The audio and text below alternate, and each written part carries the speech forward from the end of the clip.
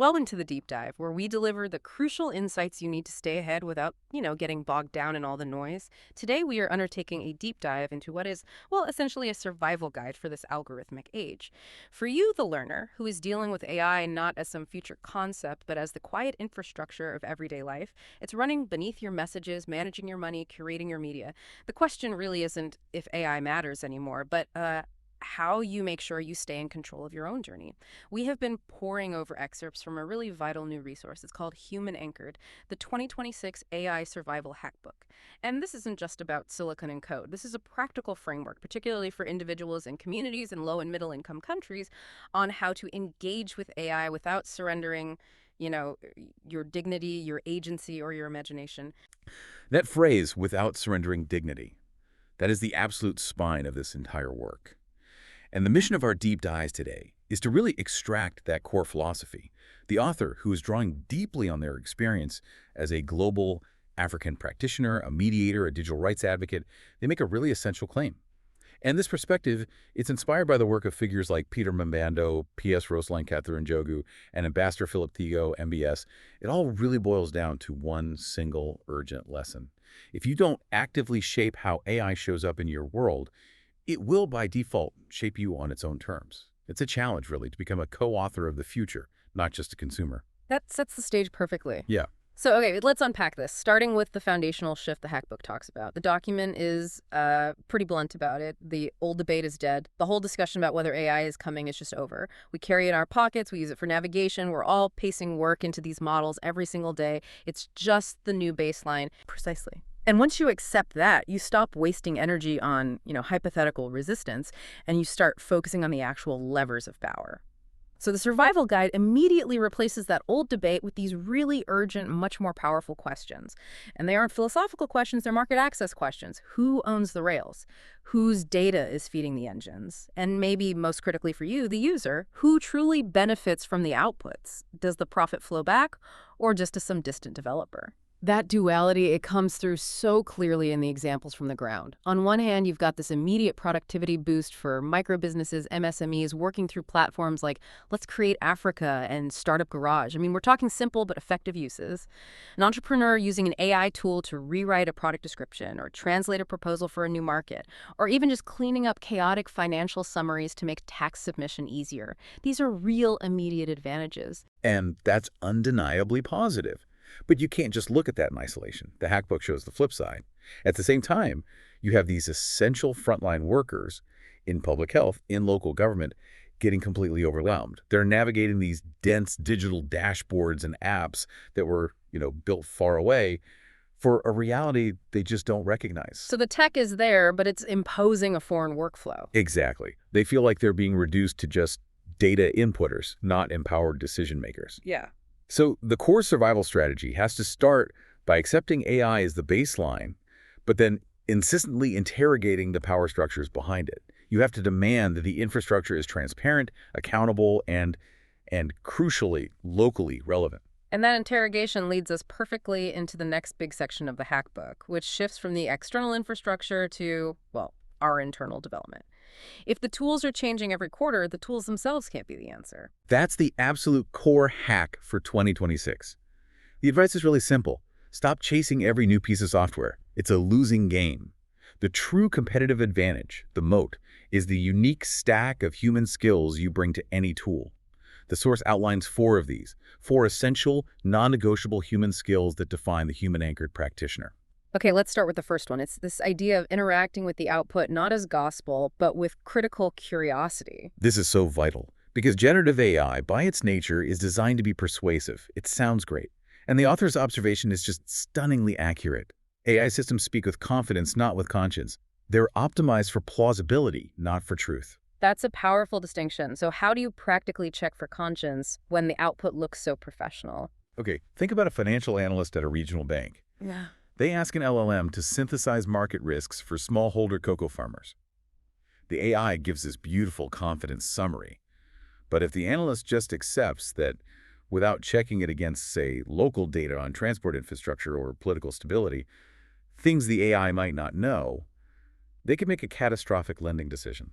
So the confidence becomes a cognitive trap. Your curiosity is the firewall. Exactly. You have to treat every single output as a highly sophisticated draft, something to be questioned, tested, and contextualized against your own reality. Which flows right into the second skill. Prompt craft as literacy. It's not about magic spells anymore. Right. Prompting has really matured. A bad prompt is, write me an email about Q3. A good prompt is a clear brief. Draft an email for a regional manager to distributors. The tone must be assertive but supportive. Goal is 15% adoption.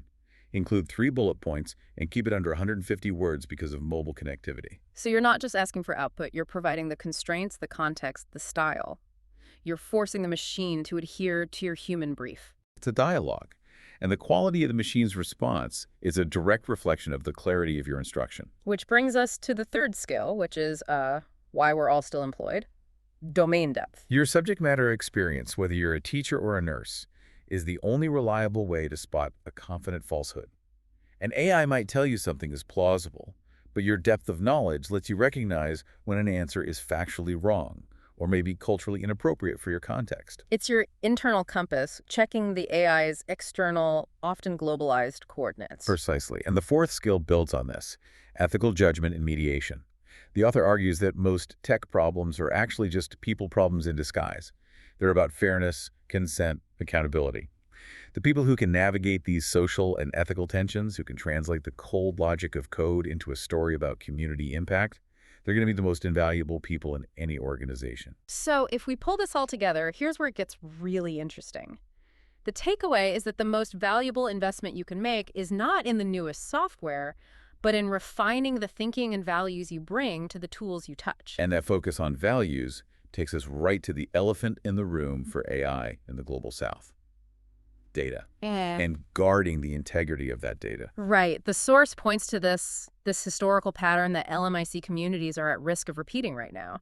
Their rich, unique experiences, their languages, their histories, their economic data, it all ends up feeding these huge commercial systems that rarely, if ever, feed back meaningfully into those same communities. It turns local life into a free extractive resource. It fuels models that are then sold back to that community at a premium. It makes simple data input an ethical act. So how does the Hackbook advise you, the listener, to perform that ethical check before you use a new tool? The document lays out this critical pause. Before you upload anything, ask yourself, first, what exactly am I giving away? Second, can this be used to train future models without my knowledge? And third, the simplest check, would I be comfortable seeing this in a room full of strangers? And that last one is so relevant in sensitive fields like healthcare or aid work. Those lines aren't theoretical. They are critical ethical boundaries that protect people's lives. And while the source celebrates new data protection laws and AU-level frameworks, it correctly states they are necessary but not sufficient. Laws enforce compliance. What's needed is a culture of data dignity. Can you break that down, the difference between legal compliance and true data dignity? Of course. Compliance is ticking a box. Data dignity means communities actually understand the implications of consent. It means local organizations negotiate data sharing from a place of value, not desperation. And, critically, it means local stories and languages are stewarded as proprietary assets that the community owns, not just generic inputs for a global model. Which leads to that really powerful statement from the source. We can't afford to donate our data for free, then import back AI solutions at a premium.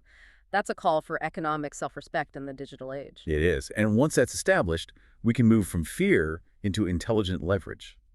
The survival move, the author says, isn't to resist AI, but to declare we are AI-augmented, human-anchored. I really like that framing. We use the machines, but we refuse to outsource our conscience, our final decisions, or our human connection. That's being human-anchored. And that translates into really practical applications. Let's look at healthcare again. Used well, AI can support better note-taking, manage inventory, flag patterns in health data a human might miss. The key, like the Hackbook says, isn't the tech itself, but what it enables. Used well, AI frees up minutes for eye contact, for listening, for building trust. But here's the caution. Used badly, the exact same algorithm reduces a person to a checklist. It forces the worker to focus on the screen, not the patient. The difference is the culture around the algorithm. Augmentation, not replacement.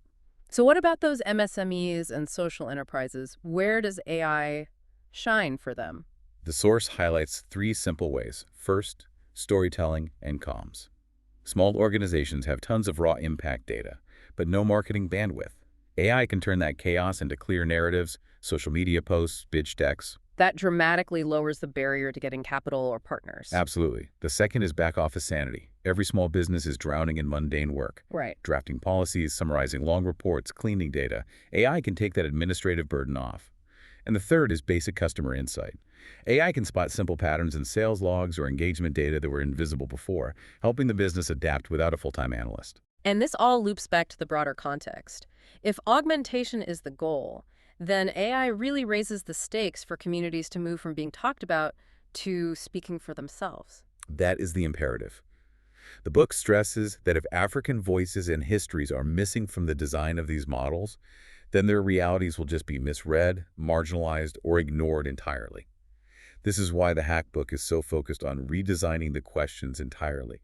It means starting from local context, not trying to force a global solution onto a local problem. The examples cited really bring this to life. What does that redesign look like? Well, take agriculture. Susan Iji hears this point. What does AI for agriculture look like when land is communal and farms are smallholder-driven? A global AI model for farming probably fails instantly because it doesn't get that. That's a huge perspective shift, and it's similar in finance. Indeed. Sharon Endeko asks, how should AI credit scoring work where informal savings groups are more trusted than banks? An AI trained on Western data will completely miss the most robust local indicators of trustworthiness. And then there's the question of access, from Bright Gemeli Mawad or PhD. Yes. How do we govern AI where connectivity is patchy but creativity is abundant? The governance model can't assume universal 5G. The author sees their role as an ecosystem architect, someone who translates technical jargon into narratives that make sense in a market stall or on community radio. It's about making the conversation honest and actionable. This has been incredibly insightful. So for you, the learner who is ready to move from understanding to doing, the Hackbook closes with a compact 90-day survival plan. Let's make sure we give this the time it deserves. This is all about building agency immediately. Step 1, experimentation. This week, list 10 recurring tasks in your work. Then just choose 2 or 3 and actively experiment with AI tools on them. And the vital caveat there is what? Be explicit about what must still be checked by a human. Don't just outsource the whole task. Defining that human checkpoint is how you build confidence and see the AI's real limits. Okay, step 2 is about self-governance, a personal policy. The source suggests writing a one-page personal AI mini policy. This is so crucial. Define what you will never upload, client names, sensitive data. Define where you will always manually verify the facts. And be clear where you're just using it as a drafting assistant. This builds discipline. The third action, a learning track. Choose one course, one fellowship, or a reading list that builds AI literacy from your specific vantage point. If you're an artist, look for frameworks for creators. If you're a nurse, focus on health data AI. Don't be generic. Fourth action, community building, a peer network. Join or form a small circle of peers in your sector. This is about accountability, and the instruction is specific. Trade notes on what works and what fails, not hype about the latest shiny tool. Shared experience sticks. And finally, the fifth action, tell your story. Document how you are navigating AI in your own work, in your own voice, on platforms like LinkedIn or others. It's more than journaling. It's an act of documenting your agency. It signals you're an active, discerning participant. So, what does this all mean? The central hack from this whole book, when you distill it down, is simple. Keep people, your community, and your values at the absolute center of the equation. When we do that, when we commit to being human-anchored, AI stops being this distant existential threat. It's no longer something being done to you. Instead, it becomes what it always should have been. A set of sophisticated tools in the hands of informed communities who are determined to write their own stories. That determination ensures that technology serves us, not the other way around. If you leave this deep dive with one final thought, let it be this. The future won't just remember who built the tools. It will also remember who, through their daily choices, insisted that human dignity and justice remain non-negotiable. That insistence is a constant creative act. What is your version of the story? What is your personal AI survival hack this year? Start your 90-day plan today. We'll see you on the next deep dive.